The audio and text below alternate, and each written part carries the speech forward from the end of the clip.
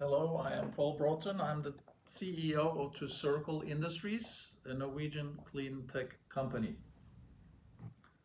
We have developed breakthrough technology being able to help energy intensive industries with recycling of their waste heat. We're going to go into the details now.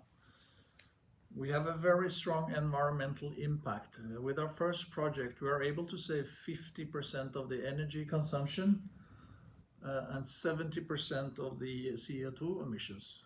And as a matter of fact, the world is losing about 50% of its energy through waste heat.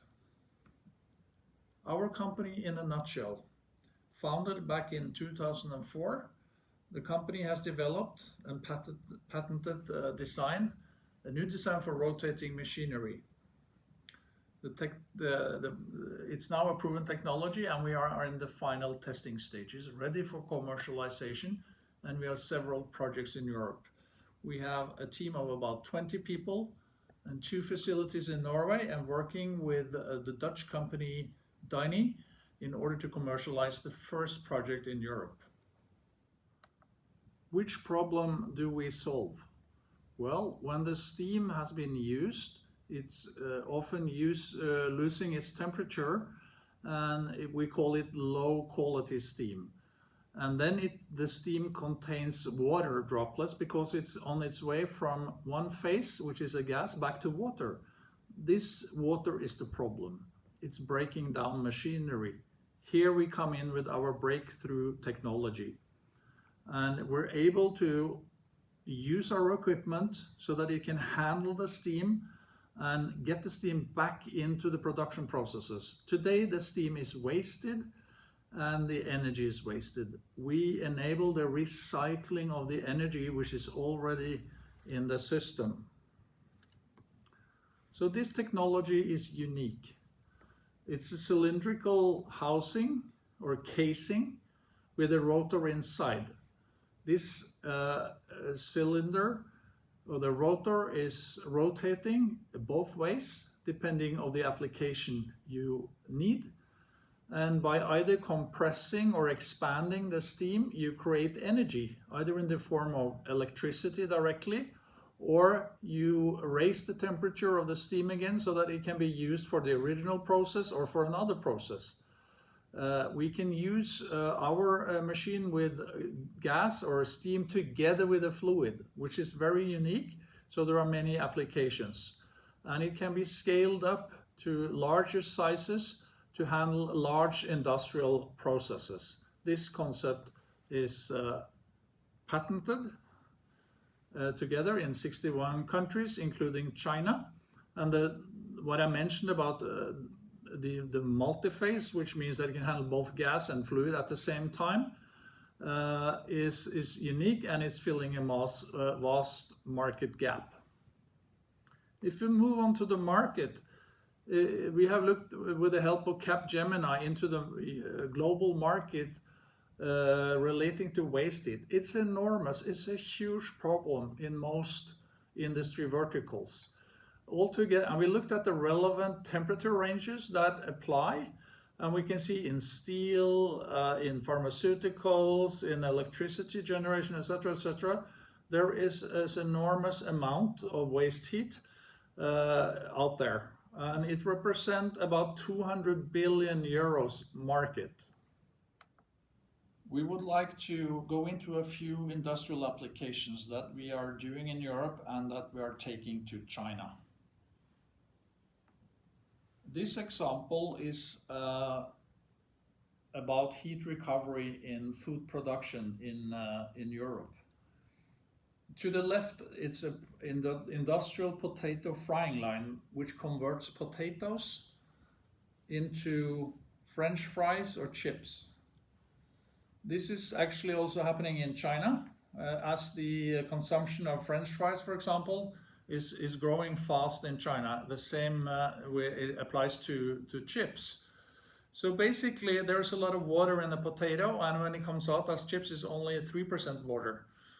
Here in this line, the potato is fried in 180 degrees vegetable oil. And it takes a lot of energy to make the process run properly. So it is used LNG as the primary energy source, fossil LNG gas today.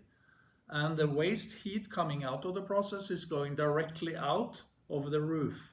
What we do here is that we facilitate a recycling of the waste heat. It goes back with a blue arrow there into an industrial heat pump where we recompress the steam. We lift the temperature from 95 degrees up to 180 degrees, and thereby the process can continue without the LNG, the fossil energy source. That can be shut down because we actually recycle the energy, as we talked about earlier. And this enables savings of 50% of the energy. And this company is able to take out 70% of the CO2 emissions at the same time. And it has a short payback time. And this is used across the potato industry in Europe, or is going to be used when the pilot testing has been completed. Let's talk about some very interesting opportunities for waste heat recycling in China that we have explored by visiting China several times. As talked about earlier, there are huge volumes in energy-intensive industries, and we looked at some applications within the steel industry, for example, with very low payback time. And we also looked at power generation, because a lot of the power is generated by fossil fuel, and then steam is produced based on boilers, and then the steam is distributed to a number of companies near the power generation plant. The problem with distribution of steam over distance is that the temperature of the steam falls and you have to regenerate the steam. That is where we can come in with our product and our technology and regenerate the steam at a much, much lower cost. And then if you go into steel production, there is a massive waste of heat today in the cooling processes. I will explain in a second. So if you look at the distribution of steam from the power plant at the left-hand side to the factory, which you see there in the middle, we can put in our technology, and then we can regenerate the energy in the steam before it's transferred on in the system. Today this is done in a manual way at a very high cost level. And if you go into the factory, you can actually take the steam after it has been used and make electricity of it before it's returned into the process. This is a very profitable process in China. As another application which I indicated in a steel factory is that in the cooling tower they use enormous amounts of water to cool down steel alloys.